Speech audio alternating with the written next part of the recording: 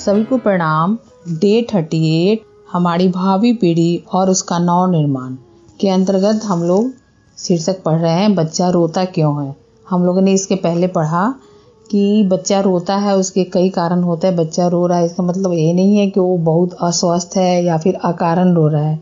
बच्चा यदि रोता है तो उसके रोने से पॉजिटिव असर भी होते हैं, उसके फेफड़े फैलते हैं, फेफड़े में हवा भरते हैं, तो इसके लिए भी बच्चा का रोना अच्छा होता है। लेकिन और ऐसे कई कारण हैं जिनके कारण बच्चा रोता है, और कभी कभी माँ बाप के मिजाज का भी असर पड़ता है, जिसमें कई कारण बताए गए थे। बच्चा पेट दर्द से रोता है, बच्चा फिर माँ को अपनी ओर आकृष्ट करने के लिए रोता है, बच्चा भूखा हो तब रोता है, या फिर अन्य कोई उसके शरीर में तकलीफ हो तब वो रोता है। उसी में आगे है कि बच्चा के रोने के कारण और क्या क्या है, बच्चा क्यों रोता है, तो उसी में थोड़ा सा आगे और है। उसके मुख्य जो पॉइंट्स है उसको हम लोग फिर से पढ़ते हैं।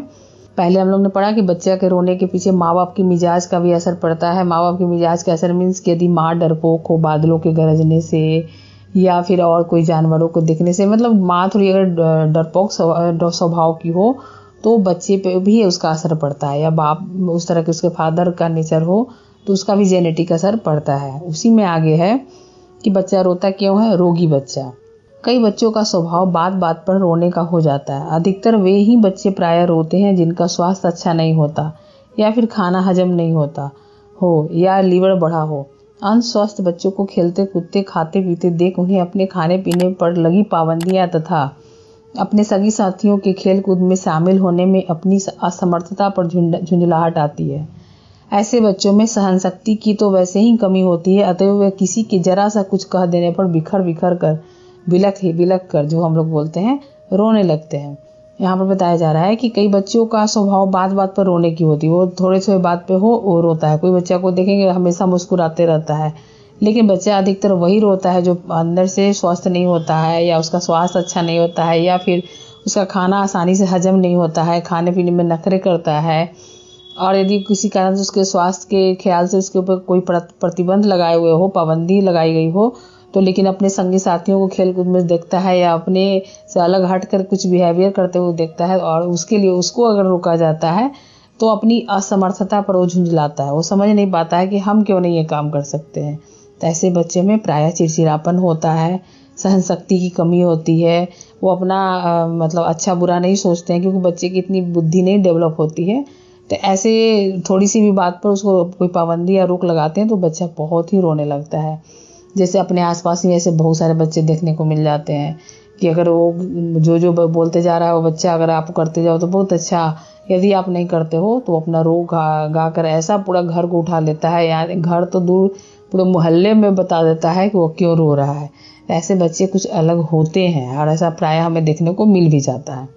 घर का अधिक दुलारा बच्चा भी रो रो कर अपनी जिद पूरी करवाने की चेष्टा करता है, और जब 2-4 बार के अपने अनुभव से उसे यह पता चल जाता है कि मेरे रोने के आगे सबको झुकना पड़ता है, तब वह इस अमोघ अस्त्र का बार बार प्रयोग करता है। कभी कभी माता या बहन भी रोनू स्वभाव के बच्चे की उपस्थिति में यह कह बैठती है, अरे भाई उसे मत छेड़ो, यह रो देगा तो बड़ी मुश्किल से चुप होगा। बस ऐसे कथन से बच्चे को और भी रोने का प्रोत्साहन मिलता है। वह रो रो कर घर को डराता है, और फिर उसे दुर्बल तथा असहाय जानकर घर भर उसकी खुशामद करता है। इस प्रकार अपने रोने को महत्व मिलते देख बच्चा सचमुच ही रोनू बन जाता है। यहाँ हम लोग पढ़ रहे हैं कि बच्चा क्यों रोता है, और बच्चे के रोने के कई कारण होते हैं, जिसमें एक माँ बाप के मिजाज का असर भी होता है, रोगी बच्चा भी होता है। फिर कुछ बच्चे जिद्दी प्रवृत्ति के होते हैं, तो वो बार बार के इसलिए भी रोते हैं। अगर वह घर में अधिक दुलारा हो, लाड़ प्यार में बिगड़ गया हो, और देखता है कि मेरे रोने से हर बात को पूरी होती है, फिर या मैं रोता हूँ तो मुझे लोग मनाने आते हैं, खुशामद करने आते हैं, तो ये सब मतलब ह्यूमन बिहेवियर में अच्छा लगता है। ये प्रायः हमारा एक सॉफ्ट कॉर्नर होता है, और वो तो बच्चा ही है। तो ऐसे बच्चे भी रोने का ज़्यादा महत्व देते हैं, और इन कारणों से भी बच्चे रोते हैं और अपना ध्यान आकृष्ट कराते हैं। सहानुभूति प्राप्त करने के लिए कभी कभी बच्चा अपने अधिकार और सम्मान की रक्षा करने में स्वयं को असमर्थ पाकर भी रोने लगता है। एक लड़के को जन्म दिवस पर एक नया इंजन मिला। उसकी मौसी की लड़की ने आकर इंजन हथिया लिया। वह लड़का जानता था कि उसकी मौसेरी बहन प्रीता उसे खिलौने प्रायः तोड़ जाती है। उसने लपक कर प्रीता के बाल पकड़ लिए, पर वह प्रीता से अपना इंजन नहीं छीन सका, इसलिए बिलख बिलख कर रोने लगा। ऐसे समय में माँ को चाहिए था कि बच्चे के अधिकारों की रक्षा करती। बच्चा रोकर अपनी असमर्थता प्रकट करता और न्याय की दुहाई देता। ऐसी स्थिति में बच्चे को बड़ों का सहयोग मिलना चाहिए, पर अगर बच्चा बेकार और बेमतलब रोता है तो उसे उठाकर एक कमरे में बिठा दिया जाए। ऐसी स्थिति में मारना व्यर्थ है। बच्चा अपने मिजाज को काबू करने में असमर्थ है। रोने से उसे भी कष्ट होता है। यह उसके लिए बड़ी सजा है। डरा डपट कर उसे चुप कराए और हाथ पकड़कर उसे दूसरे कमरे में बिठाए। जब वह देखेगा कि मेरी ओर कोई ध्यान नहीं दे रहा है तो वह कुछ देर बाद सिसकता हुआ स्वयं चुप हो जाएगा। प्रायः उसके बाद बच्चे थक कर सो जाते हैं। उठने पर उन्हें समझाया जाए। इस प्रकार रोना बहुत बुरी बात है। समझदार और अच्छे बच्चे ऐसा नहीं करते। रोने वाले बच्चों को कोई पसंद नहीं करता। यहाँ बताया जा रहा है कि मतलब एक लड़का था, वो जानता था कि उसके खिलौने उसकी बहन तोड़ जाती है, तो उसने लपक कर क्या किया, अपनी बहन के बाल पकड़ लिए। जब उसने खिलौना लेना चाहा, अपना खिलौना तो वो नहीं छीन पाया, लेकिन वो जोर जोर से रोने लगा। ऐसे में बच्चे क्या है, माँ को चाहिए था क्या कि बच्चे के अधिकार की रक्षा करती। अगर बच्चा यह असमर्थता प्रकट करता है, न्याय की दुहाई करता है, तो ऐसी स्थिति में बच्चे की बड़े लोग को सहयोग करना चाहिए। अगर बच्चा बेकार और बेमतलब रोता है तो उसे उठाकर एक कमरे में बिठा दिया जाए। मतलब यहाँ हमें समझाना चाहिए, मारना नहीं चाहिए, पिटना नहीं चाहिए, कोशिश करना चाहिए। यदि अगर उस समय लगेगा कि नहीं समझ सकता है तो उसको चुप कराकर या चुप कराने के लिए डरा धमकाकर दूसरे कमरे में बिठा दे और ज़्यादा उसकी जिद की बातें ना सुने। अगर वो बच्चा का खिलौना और उसकी अपनी सगी बहन मौसेरी बहन लेना चाह रही खेलने के लिए, तो देने में क्या दिक्कत है। लेकिन वो इस भय से नहीं दे रहा है कि मेरी बहन इस खिलौने को तोड़ देगी। लेकिन कोई ज़रूरी नहीं है कि एक बार तोड़ दी है तो हर बार वो तोड़ ही देगी। तो हम बड़े होकर कुछ भी उस बच्चे को समझा सकते हैं, ताकि उसके अंदर ये संस्कार डेवलप हो कि मिल बांट कर ही खेलना चाहिए, मिल बांट कर ही खाना चाहिए। और हम समाज के एक इकाई हैं, हम लोग एक दूसरे के सहयोगी हैं। अगर हम बच्चे को समझाएं कि हमारे यहाँ अगर कोई रिलेटिव आया और हमारे यहाँ किसी की तबीयत खराब है, तो रिलेटिव उसे देखने आए हैं, अपनी सहानुभूति अपनी संवेदना प्रकट करने आए हैं, तो हम बच्चे को महत्व को दूसरे ढंग से भी समझा सकते हैं। लेकिन बच्चे की जिद को अनावश्यक पूरी न करें और उसके रोने का मतलब जो अनावश्यक है उस पर भी ज़्यादा ध्यान न दें। जैसे जैसे बच्चा बड़ा होता है उसको अपनी मिजाज पर काबू पाना आ जाता है। तीसरे और चौथे वर्ष में पदार्पण करते करते उसका यह दोष छूट जाता है।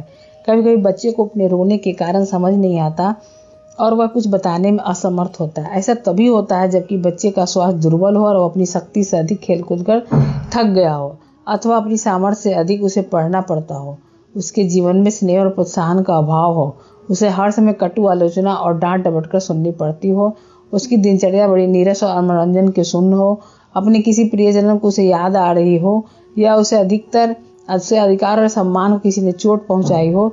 ये बातें ऐसी हैं जो बच्चे के मन और शरीर को मत कर रख देती हो और वह दुखी होकर रोने लगता है। यहाँ बताया जा रहा है कि बच्चे बड़ा होने लगता है, खास करके तीसरे चौथे उम्र में आने लगता है, धीरे धीरे उसे कई अवगुण छूट जाते हैं। ये रोने का दोष भी कम हो जाता है। और एक बच्चा जो है, जबकि कभी कभी ऐसा होता है कि रो रहा है तो इसका मतलब ये नहीं है कि उसका कोई अकारण रो रहा है। कुछ न कुछ कारण होते हैं, स्वास्थ्य का लेकर हो, या फिर खेलकूद में अधिक थक गया हो, या प्रोत्साहन किसी तरह का प्यार की कमी हो, कोई उसे डांट डपट दिया हो, या फिर उसका दिनचर्या नीरस हो, या फिर किसी की याद आ रही हो। रोने के कई कारण होते हैं। तो हम पहले बच्चे के मन और शरीर को मत कर रख देते हैं और दुखी होकर रोने लगता है, तो हम बच्चे को समझे, उसे देखें और उसे स्नेह और प्यार देने का प्रयास करें, उसको समझाने का प्रयास करें। बच्चों का हृदय कोमल होता है, अतः वह चोट भी जल्दी ही खा जाता है। अपनी बात मनवाने के लिए, करुणा और सहानुभूति उत्पन्न करने के लिए बड़े बड़े तक रोते हैं। असहाय बच्चे का तो सहारा ही रुदन है, मानो उनकी एक आंख में हंसी और दूसरी में रोना रहता है। वे अभी रो रहे हैं तो अभी हंस देंगे। मनोविज्ञान के ज्ञाता रोते हुए अपने बच्चे को एक दो बात कहकर ही हंसा देते हैं। प्यार भरी एक थपकी सहानुभूति मुस्कान से वे बच्चे के घायल मन को ठंडक डाल देते हैं। यहाँ बताया जा रहा है कि बच्चे का हृदय बहुत कोमल होता है और असहाय बच्चों का तो सहारा ही रोना होता है। तो मानो उसकी एक आंख में हंसी और दूसरे में रोना रहता है, तो उसको हम हंसाने का प्रयास करें तो ज़्यादा बेहतर है। बच्चा अपनी मुस्कान के आगे अपनी आंसू को बहा देता है। ऐसे ही व्यक्ति बच्चे के समस्याओं को झट सुला देते हैं। भगवान ने माता को अपने बच्चे के दुख को समझने की सहज बुद्धि दी है। वह बच्चे के शरीर पर हाथ फेर कर उसकी अस्वस्थता को प्रायः समझ जाती है, उसकी आंखों में झांक कर उसके हृदय की कचोटन को पढ़ लेती है।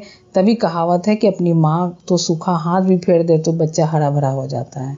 और सही बात है, माँ तो माँ होती है, माँ का स्थान कोई नहीं ले सकता है।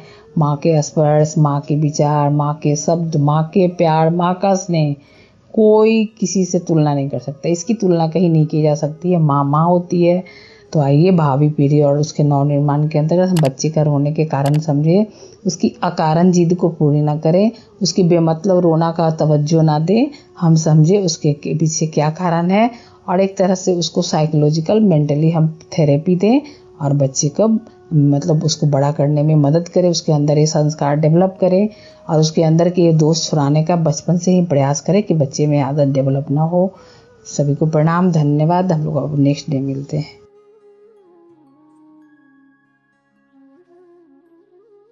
हमारे YouTube चैनल को सब्सक्राइब करें और बेल आइकन को दबाकर ऑल पर क्लिक करें ताकि आने वाले सभी वीडियोस की नोटिफिकेशन आपको मिलती रहे।